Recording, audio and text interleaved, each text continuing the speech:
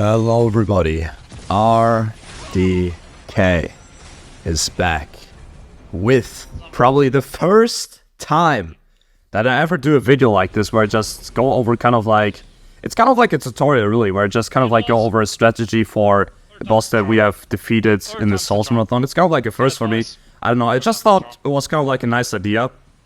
Especially this boss, it's kind of like a thing. On Apocalypse difficulty, Remnant From the Ashes, obviously, kind of like every single boss or every single encounter you kind of like have to go up against is just way more difficult. And with this one, it's kind of like a special one. So obviously everything I do here right now is just dodging all of his basic moves. I dodge a spear move, I dodge kind of like small little poison balls that this guy just constantly pretty much throws after pretty much every single attack. I mean, he kind of like goes either through his spear attack or his poison ball attack.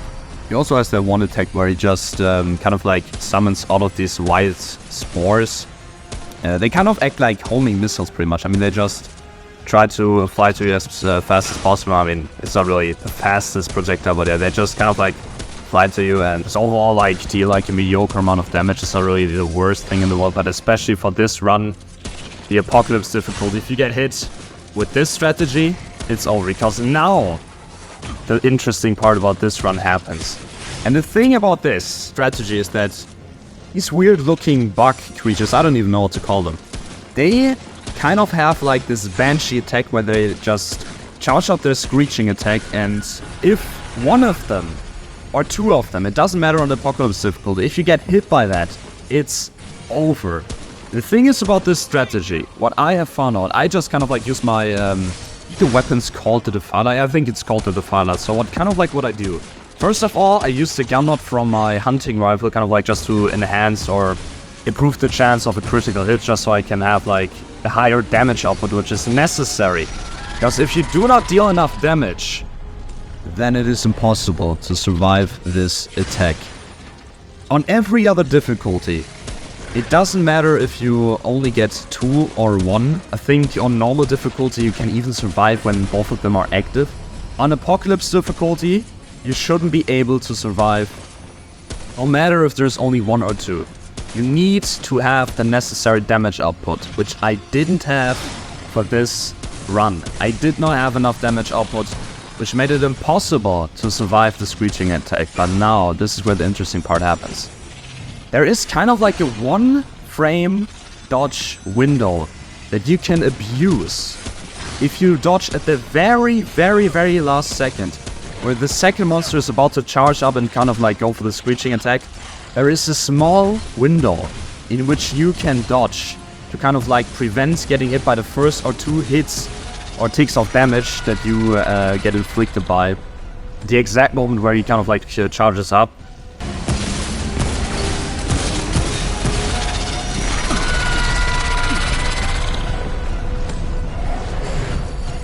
It's a very tight window. It is possible to dodge, and it is, I can tell you one thing guys, it's definitely not intended. It's 100% not intended. The thing is, with my run, I had no other possibility of getting like stronger guns or just upgrading my stuff.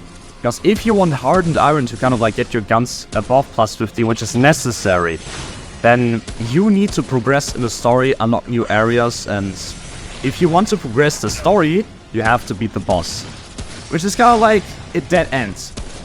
But yeah, if you manage to dodge at the perfect frame, then you can minimize the damage that would usually kill you off. So you only have like, I don't even know, like 30, 20, not even 30 or 20, probably like 15 to 20 HP left that you can just heal up by using a Dragon Art, using Bloodward just like I do in the run. Then just use an ammunition box to stock up on ammunition to have enough ammunition to continue the fight. So now I am in this situation where I managed to kill the first of these Ixillis. I don't know what the plural for these guys is. I don't know. Ixillis, doesn't really matter. So I managed to kill off the first one. The thing is, now it really just is a thing of composure. You just gotta keep your composure.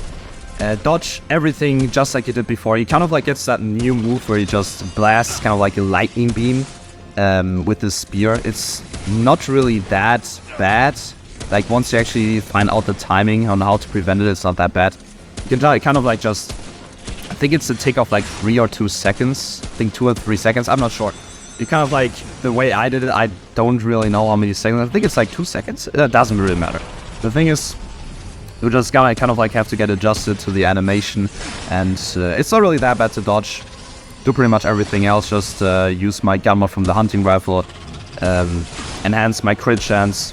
Kind of improve my damage just to get the fight over with. Because at that point, in the stream, we were just about to hit the 10-hour mark of the stream. Like I said, this took me 12 hours and 30 minutes in total to beat this guy, man. It took me so long. And let me tell you one thing.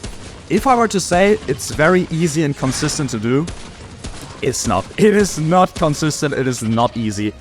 It's kind of like an emergency strat that I had to use for my playthrough. I just had no possibility of upgrading my guns, or at least not that I had any knowledge of. So I kind of just went with it. I don't know, I tried to, the way I just kind of like had the idea of going for that strategy is because you kind of like had a small amount of time where you can dodge, or at least that's what the way it seems, and you actually can. It's definitely not intended. I've said that before. I would not recommend going for it, but if you are in the same situation as me and you play on Apocalypse difficulty, then I would say maybe this is the way for you. It's not easy to learn.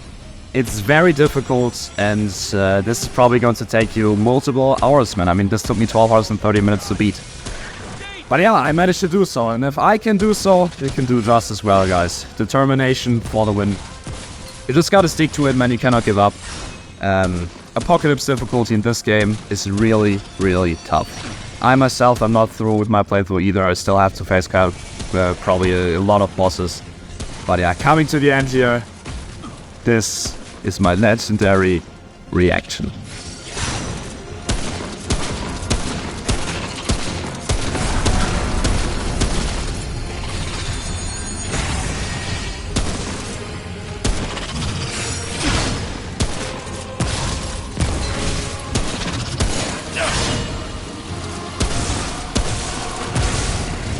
Yes! With the 10-hour mark!